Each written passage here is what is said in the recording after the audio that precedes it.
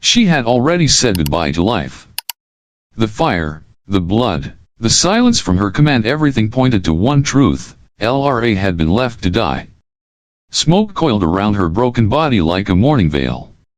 The twin moons of Zuran 9 blinked faintly through ash-choked skies. Her leg was gone, plasma burned to the bone. Her side felt like a crater kissed by a meteor. Every breath was a struggle. Every second was stolen. Her fingers reached for her weapon, missing. Her evac call? Ignored. Retreat protocol had been activated. And she wasn't on the list. Somewhere in the wreckage, something moved. Not a beast. Not one of her own. Boots. Heavy. Human. She forced her eyes open, ready to curse her fate one last time. And instead found a human kneeling beside her, helmet off, eyes too calm for someone this deep into enemy territory. "You look terrible," he said with a crooked smile. "But hey, so do I." She was bleeding. Broken. Abandoned. And yet, he stayed. A human. Her enemy. Feeding her with jokes, fixing her wounds with stolen tech, shielding her with his own body. "Why?" she rasped. His voice was quiet, honest. "Because no one else did." And in that moment LRA, a proud warrior who had once prepared to die alone, realized something terrifying. She might actually live, because of him. The air is thick with smoke, heavy and suffocating, swirling like dark tendrils that seem to crawl along the charred remains of what was once a scout ship. The smell of burning metal mixes with the acrid scent of scorched earth, making every breath feel like swallowing ash. The ground beneath her is hot, steaming as if the very soil is trying to escape the heat, pushing upwards in a desperate attempt to flee the destruction. Broken pieces of alloy and shattered shuttle parts lie scattered in the wreckage. A few scraps of metal glisten faintly in the dim light, like forgotten treasures among the ruin. Above, the twin moons of Zuran 9 flicker in and out of view, their pale, ghostly light barely able to penetrate the thick clouds of ash that now blanket the sky. Their once radiant glow is now smothered, obscured by the choking haze of fire that seems to consume everything. LRA's body lies motionless among the ruins. One leg is twisted at an unnatural angle, completely useless, while the other feels like it's sinking into the heat of the ground beneath her. Her side is seared, the plasma burns cutting through her armor like a cruel reminder of the battles she didn't win. The pain is unbearable, like 1,000 needles piercing her body all at once. She can barely register the sound of her own breath, shallow, ragged, like wind leaking through cracked glass. Her mind drifts in and out of consciousness, each blink heavier than the last. She wants to close her eyes, to let the darkness take her. But there is a flicker of hope in her chest, one last flicker that refuses to die. She hears something, or maybe it's just her imagination, the faintest sound of footsteps crunching through the wreckage, the grinding of metal, a distant thud. It gets closer, slowly, deliberately. LRA's ears twitch, their sharp tips straining to catch the faintest of sounds. She turns her head, her body protesting with every movement, to see a figure emerging from the smoke. Not the sleek, tall figures of Karellan warriors, nor the heavy, lumbering hounds of the Ixers. No, this figure is different, more human. A human.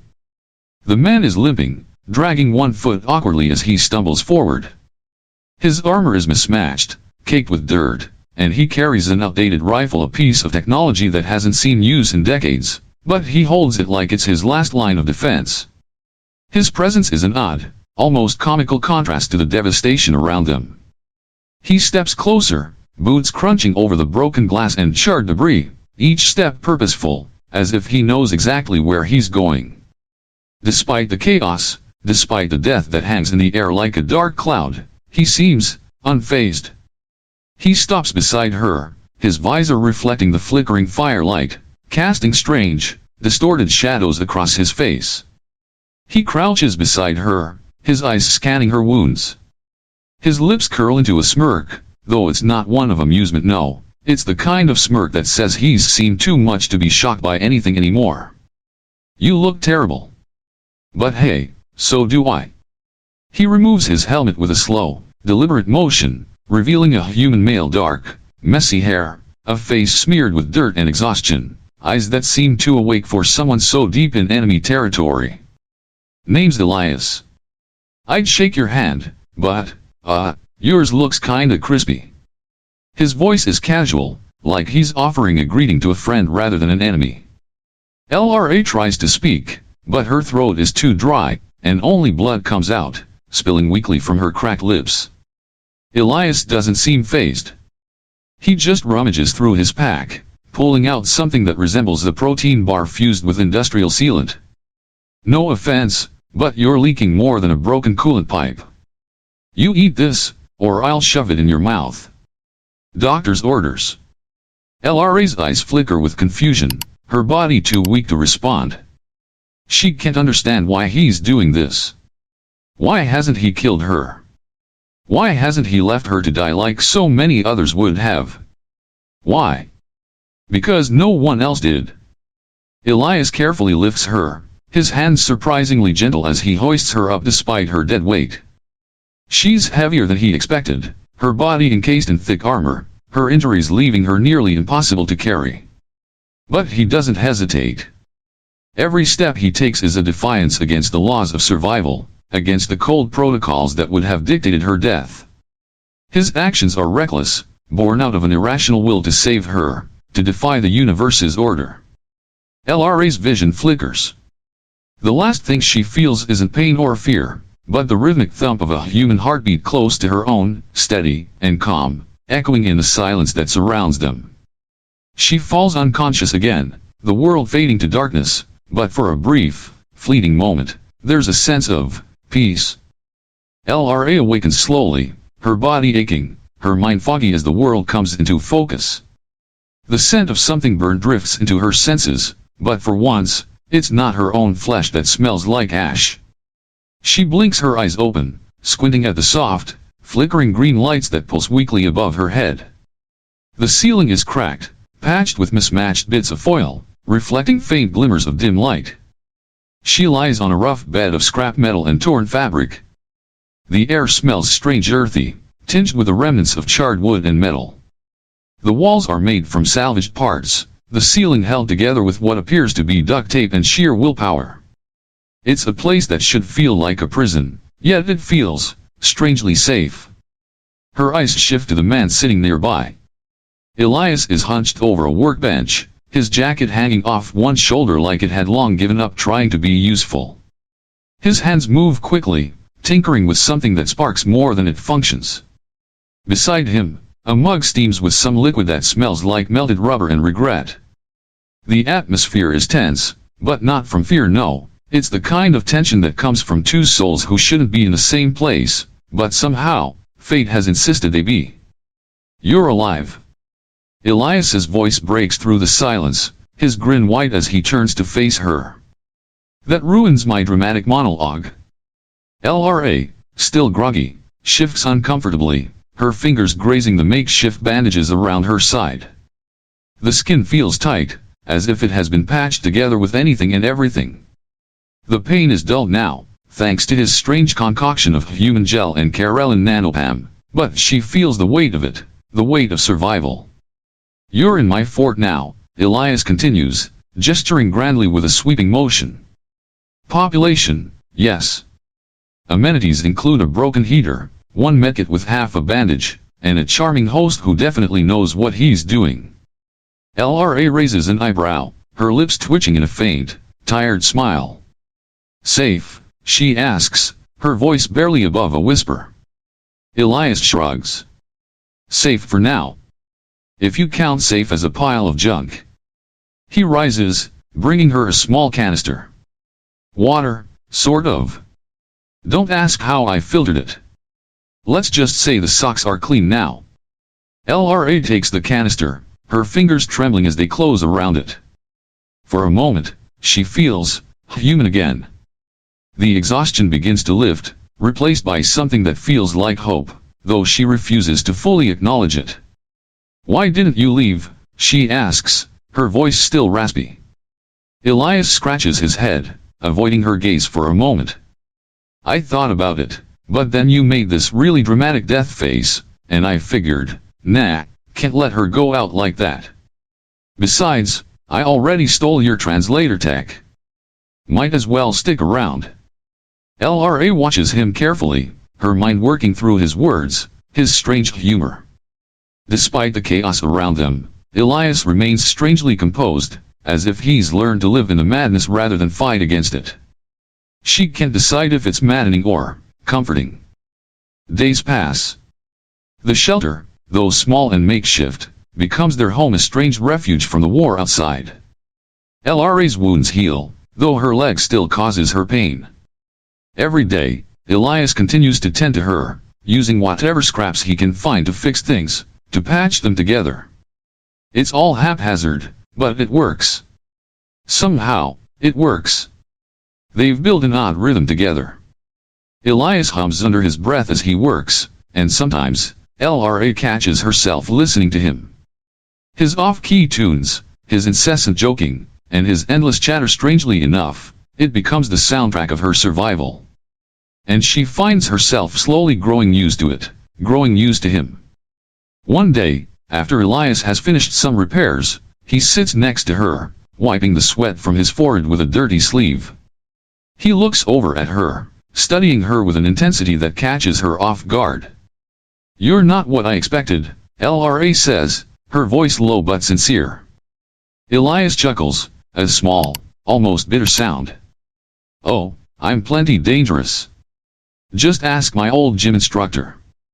LRA glances at him, her expression softening. "A soldier, cold, efficient, dangerous." Elias flexes his arm, though there's no visible muscle. "Oh, I'm dangerous all right." LRA gives a small, wry smile, a soft laugh escaping her lips despite the pain. It feels good. For a moment, it's almost like she's not alone in this war-torn world. But the laughter fades as Elias picks up a broken data pad. His face falls into a frown as he taps on it, the screen flickering. LRA watches him, waiting for him to speak. "We got a message," Elias says, his voice steady but filled with uncertainty. LRA leans forward, her heart pounding as the image flickers into focus on the pad. The static clears enough to reveal a familiar face, her sister, Nerra, surrounded by the chaos of battle. "LRA, if you're alive, we're coming. Signal the beacon. Coordinates locked. Hold on."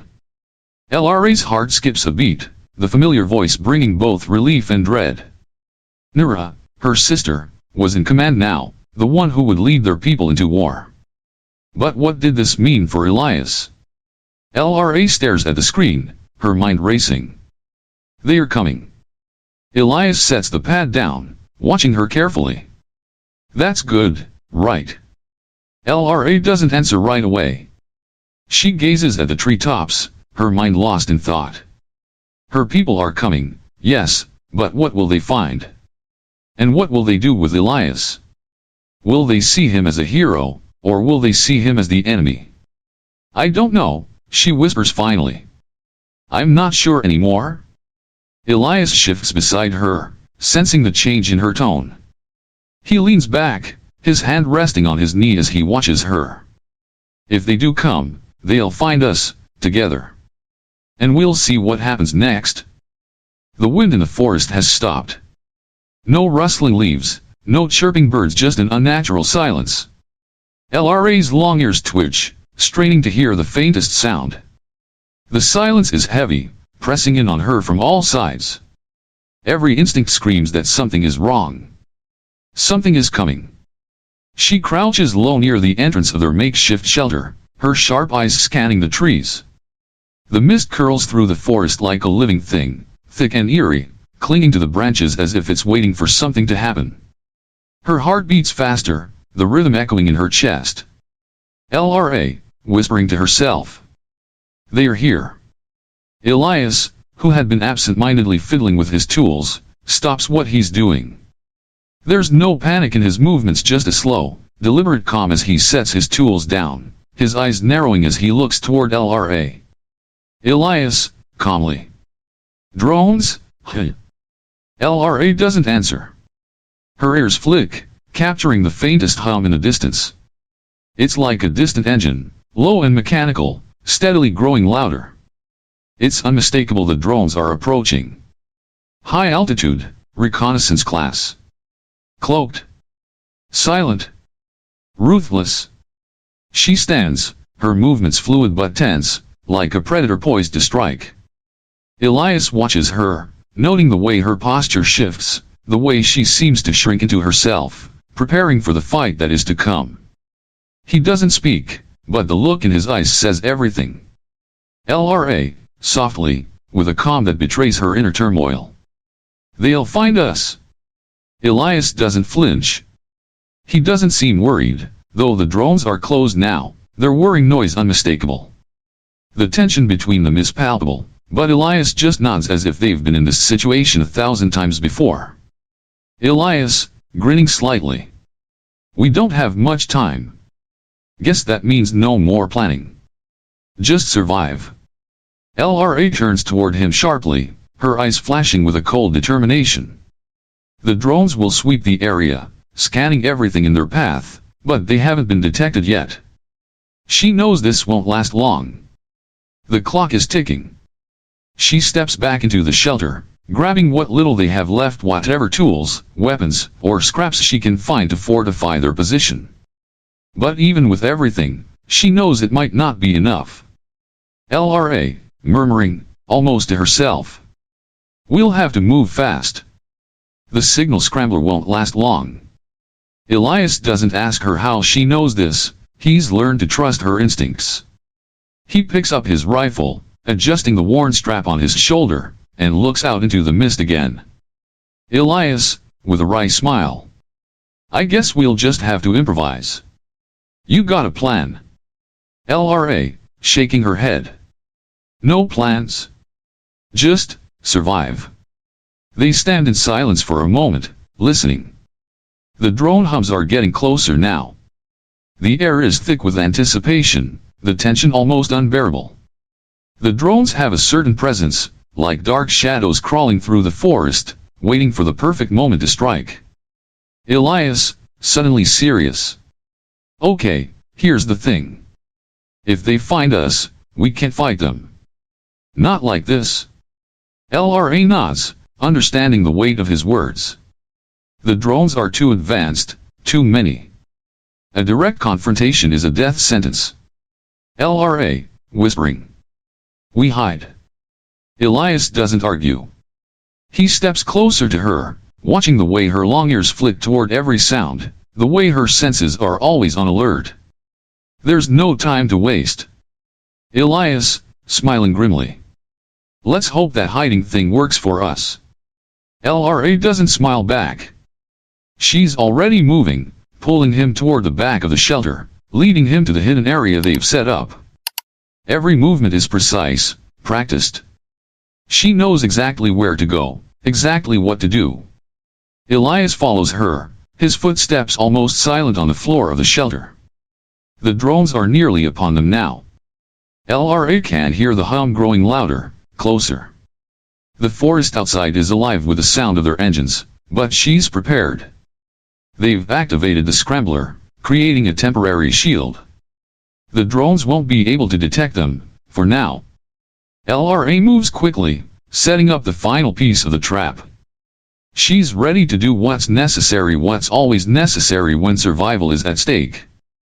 Elias watches her, waiting for her next move, the tension between them building with every passing second.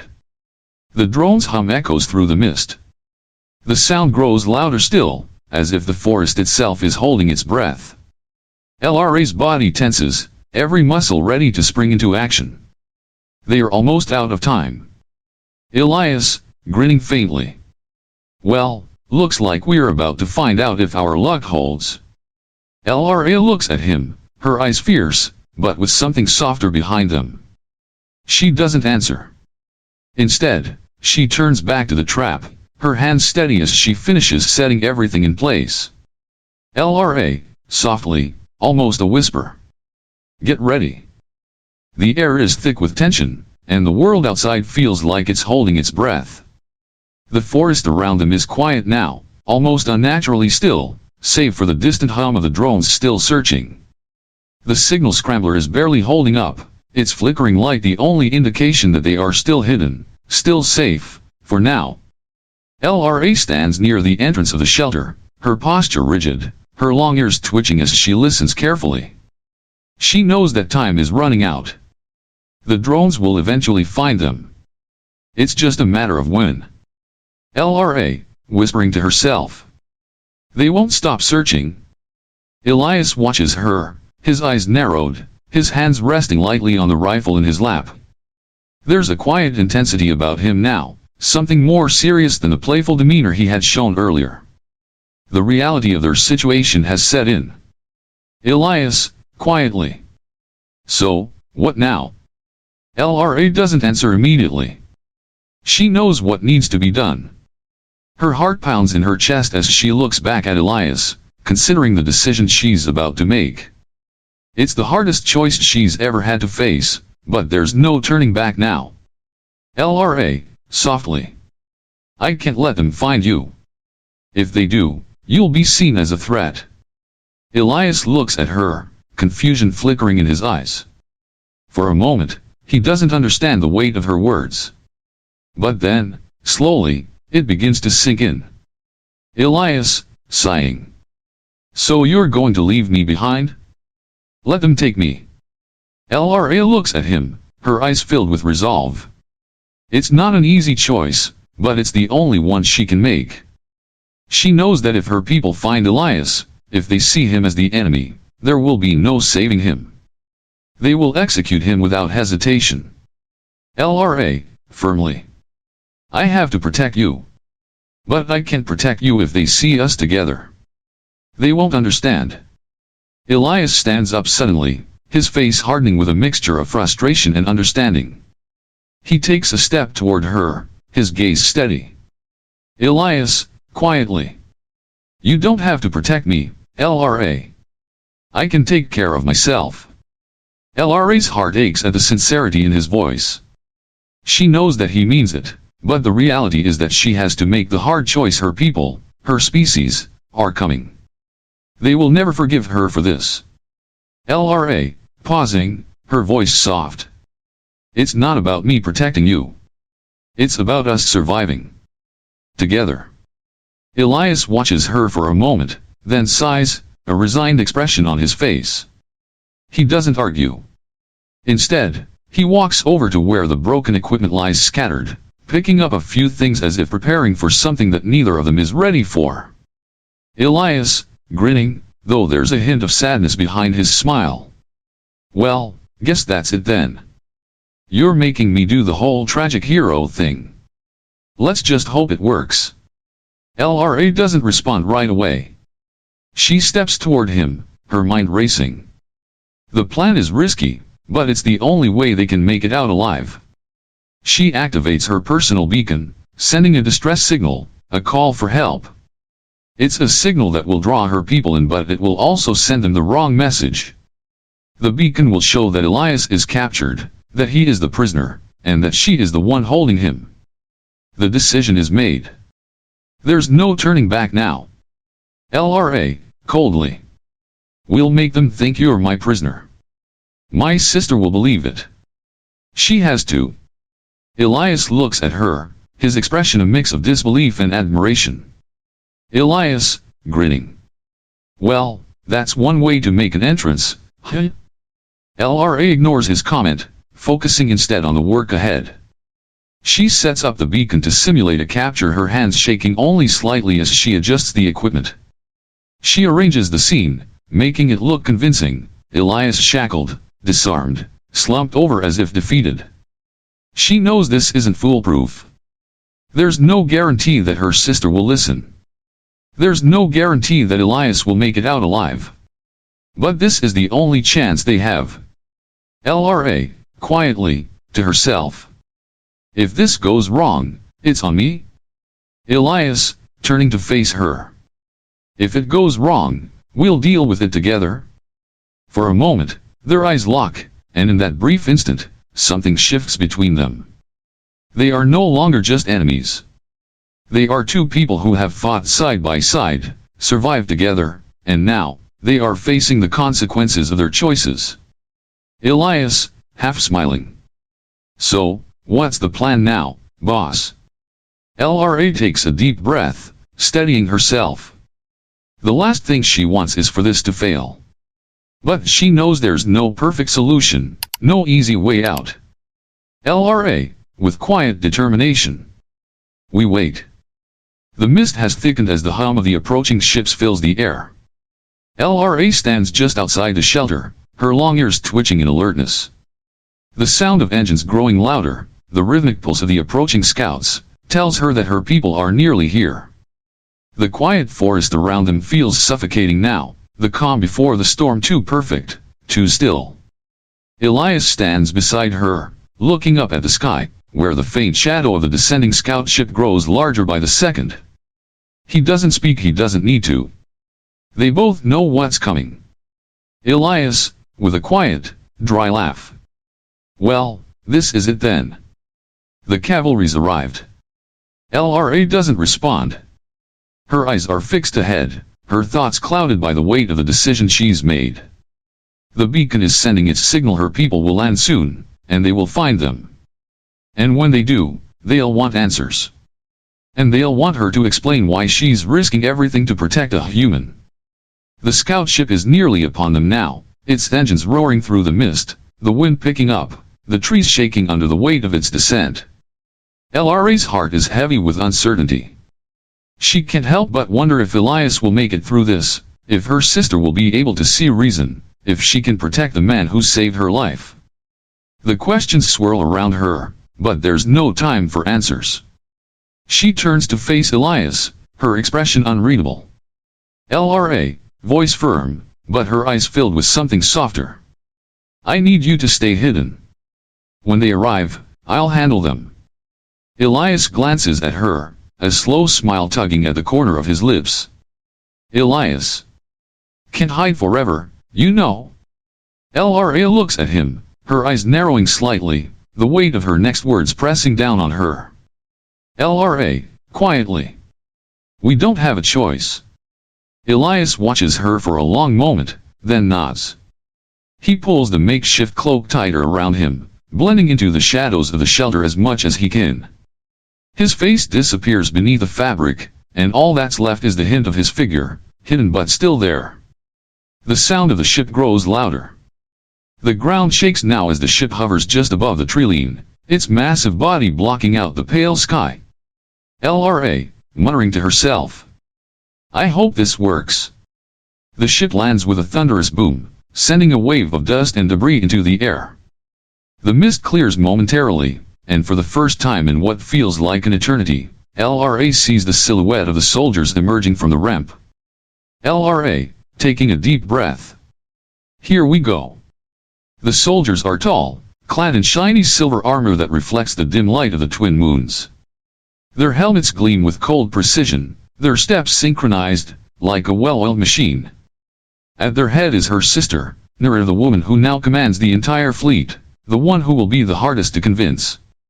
Her sharp eyes scan the area before landing on LRA, her expression unreadable, almost clinical. Nerra, coldly. LRA. You're alive. LRA straightens, though her muscles ache with exhaustion. She feels every wound, every injury, but she stands tall. Her people are here, and this is the moment that will define everything. LRA, firmly. I activated the beacon. You were expected, alone. Nerra's eyes flicker to the broken ship and the strange, human figure in the shadows, half hidden but unmistakably there. Her expression hardens, and the coldness in her gaze intensifies. Nerra, stepping forward, her voice laced with suspicion. What's this? LRA swallows hard, the tension between them palpable. She takes a step forward, her heart beating loudly in her chest. LRA, calmly, despite the storm inside her. He's not a threat. He saved me. The words hang in the air for a moment, and the soldiers shift, their hands instinctively moving toward their weapons. LRA knows that the next few seconds could determine everything. Nerra, narrowing her eyes. Saved you? From what? LRA takes a deep breath, knowing she has only one chance to make her sister see reason. She steps closer, her voice steady. LRA, softly but with conviction. He's not our enemy, Nerra. He didn't leave me. He stayed when he could have run. He's saved my life more than once. There's a long silence. The only sound is the soft rustling of leaves in the wind, the distant hum of the scout ship's engines. The soldiers are tense, watching the exchange, unsure of what's happening. Nerra's gaze flickers from LRA to Elias and back again. She steps closer, her helmet glinting in the weak light. The silence stretches longer, stretching every second thin, as if the entire world is waiting for her decision. Nerra, finally, with a cold, calculating voice. He is human. And you are a Karelian soldier. You know the rules. You know what we must do. LRA feels her heart sink, but she stands firm. She looks her sister in the eye, not with fear, but with a quiet defiance. The rules, the orders, none of it matters anymore. LRA, whispering, her voice breaking through the tension. No. Not anymore. The air is heavy with tension, like the stillness before a storm. The forest feels colder now, the wind picking up, swirling around the group as they stand in the clearing. LRA stands tall, her posture firm, but her heart is heavy with the weight of her choices. Her sister, Nerra, stands only a few feet away, her eyes hard, cold, and full of suspicion. The soldiers around them remain silent, waiting for the next move. LRA feels the weight of every pair of eyes on her, but she doesn't flinch. Her thoughts are only on one thing now: keeping Elias safe, even if it means going against everything her people believe in. She steps forward, every movement precise, and she faces Nerra, who hasn't taken her eyes off her. LRA, quietly but with a strength in her voice. He's not a prisoner. He's not a threat. He saved my life. Nerra's eyes narrow as she examines her sister, the conflict between duty and family playing out on her features. Her voice is cold as she speaks, like the steel of a blade waiting to cut. Nerra, accusing. You're asking me to betray everything we've fought for. You want me to believe that this human, this Elias, deserves our trust. LRA doesn't flinch. She stands her ground, every inch of her resolve shining through her words. LRA, with quiet determination. He didn't abandon me. He stayed when everyone else left. I trust him, Nerra. And I'm asking you to trust me. For a long moment, the forest is silent. The wind stops, and even the trees seem to hold their breath. Nerra's gaze flickers toward Elias, who is still standing quietly in the shadows, waiting for the verdict. Her eyes harden, and she takes a step closer to LRA. Nerra, in a low, controlled voice. Do you realize what you're asking me to do?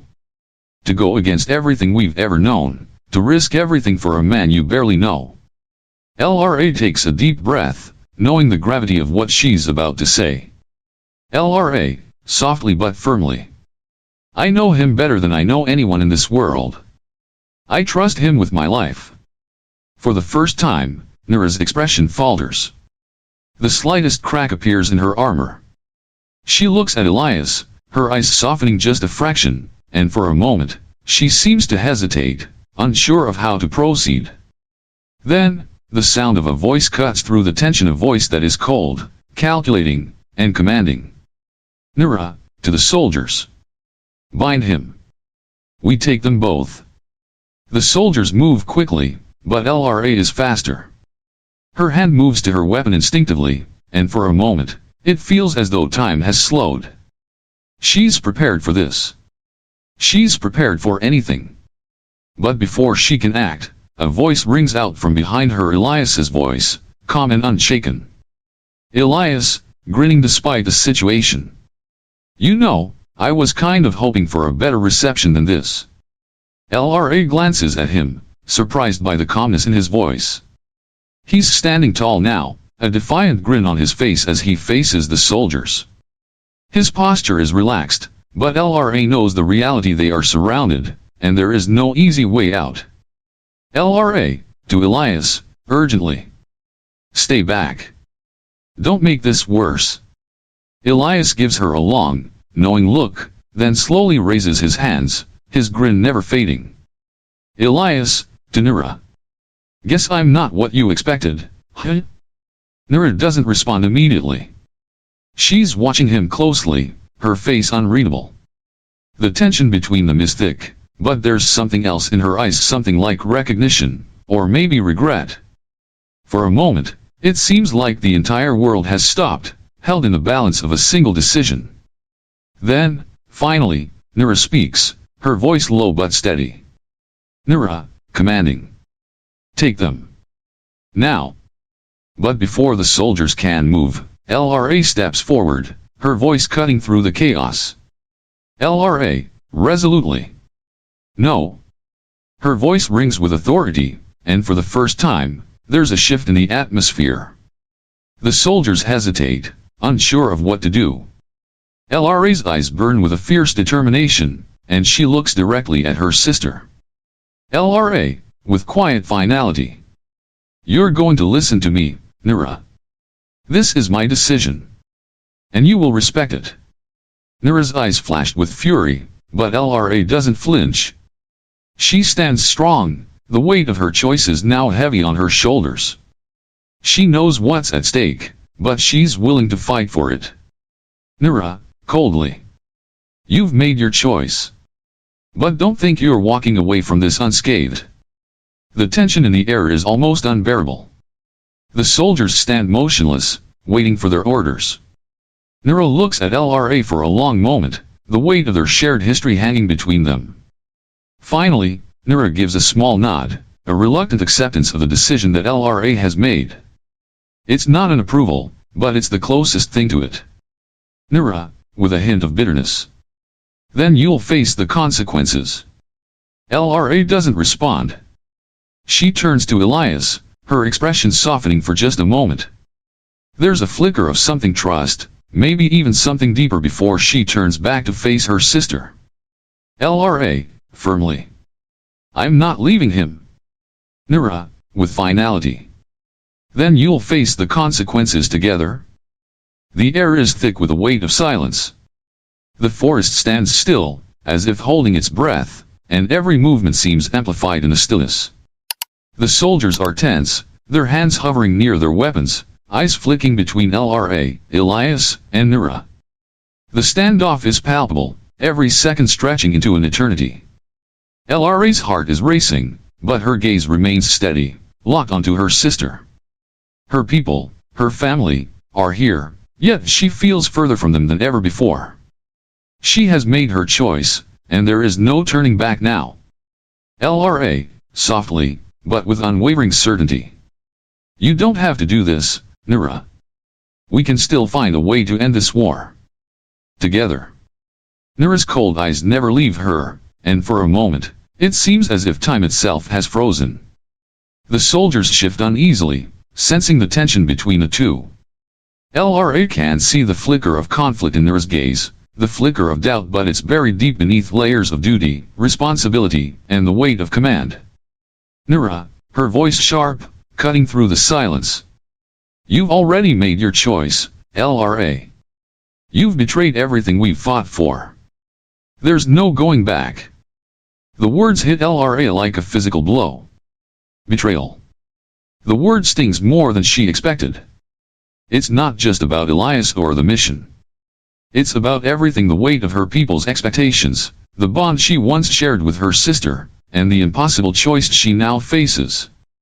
LRA, her voice rising slightly, but still controlled. I haven't betrayed anything. I've chosen what's right. For a brief moment, the forest feels like it's on the verge of collapse, the weight of their choices too much to bear. Nerra's eyes narrow, her hand inching toward the weapon at her side.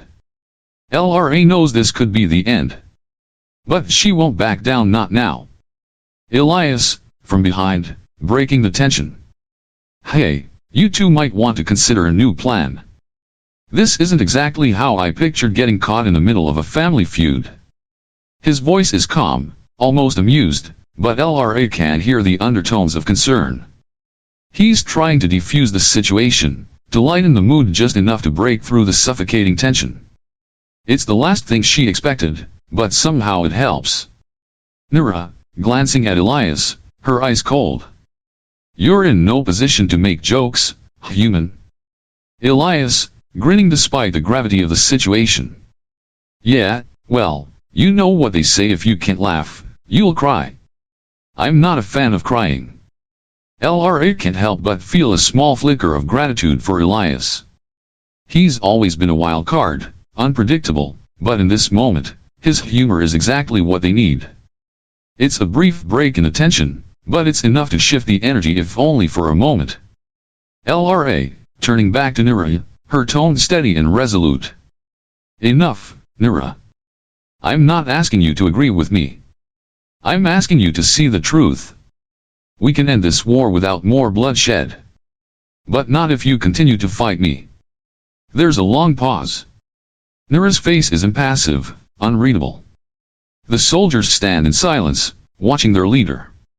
It feels like the weight of the world is pressing down on all of them, but no one speaks. No one moves. The decision lies with Nerra. Finally, Nerra speaks, her voice quieter but no less authoritative. Nerra, sighing deeply. You've always been stubborn. Always choosing the hard way. LRA, softly. I'm choosing the right way. There's a long moment of silence, then Nerra steps forward, her expression unreadable. LRA can feel her heart pounding in her chest, unsure of what will happen next. But just as the tension seems unbearable, Nerra looks at her sister one last time, and something shifts in her eyes. Nerra, quietly. You're right. We'll end this, but not like this. LRA's breath catches in her chest. She doesn't know if it's relief or uncertainty that floods through her, but something changes between them in that moment. Nerra's shoulders seem to slump slightly, the weight of command momentarily lifted from her. LRA, whispering, with a slight tremor in her voice. Thank you. Nerra doesn't respond immediately. She looks over at the soldiers, then back to LRA. The tension has not completely dissipated, but it's enough to give them a small window of hope. Nerra, sighing, her voice still tinged with bitterness. Don't make me regret this, LRA. You're not just fighting for yourself anymore. You're fighting for all of us. LRA nods, the gravity of the situation settling in once more. They are not out of danger yet, but this is a moment of small victory. She looks at Elias, who gives her a nod, his usual grin still in place, though his eyes reflect the weight of the decision they've just made. Elias, with a faint smile. Well, that's one way to end a standoff. LRA can't help but smile slightly, though it's filled with exhaustion. She turns back to Nerra, who now stands, not as an adversary, but as a sister who might not fully understand, but who has, for the first time, hesitated in her duty. LRA, softly, with quiet conviction. Together, we'll make it right. As the soldiers begin to lower their weapons, the tension slowly starts to ease. The air is still thick with uncertainty, but for the first time, there's a flicker of hope that things might change. And that is how a fallen warrior survived. Not because of orders. Not because of cutting-edge tech. But because an enemy chose to stay. They came from two worlds. Two sides of a war. But in that fragile space between life and death, they discovered something both their species had long forgotten. Compassion. And courage without condition. LRA wasn't just rescued. She was changed. And Elias? He was just a human. But sometimes, that's all it takes to change a destiny. What do you think will happen when her commanders learn the truth? Could something more than survival grow between them? Drop your thoughts in the comments. And if this story moved you, subscribe to Alien Chronicles and come back for more. Because out here, the impossible is just the beginning.